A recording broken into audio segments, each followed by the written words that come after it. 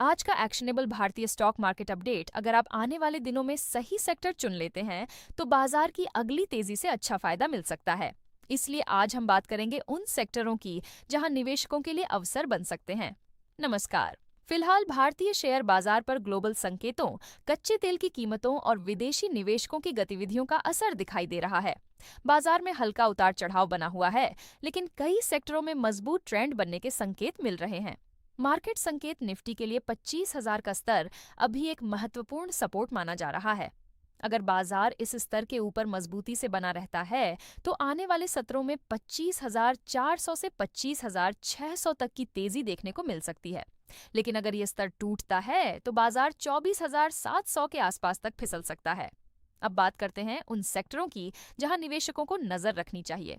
Defence sector में लगातार मजबूती देखने को मिल रही है, क्योंकि वैश्विक तनाव और बढ़ते रक्षा खर्च के कारण रक्षा कंपनियों को नए ऑर्डर मिलने की संभावना बनी रहती है।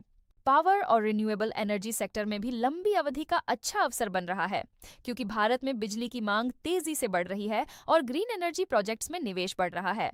इंफ्रास्ट्रक्चर और कैपिटल गुड्स सेक्टर में सरकारी प्रोजेक्ट्स और कैपेक्स साइकिल के कारण कंपनियों की ऑर्डर बुक मजबूत बनी हुई है।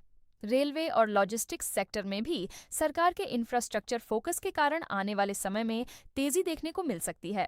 ऑटो और इलेक्ट्रिक व्हीकल सेक्टर में मांग बढ़ने के संकेत मिल रहे हैं, जिससे इस सेक्टर से जुड़ी कंपनियों में निवेशकों की दिलचस्पी बढ़ सकती है।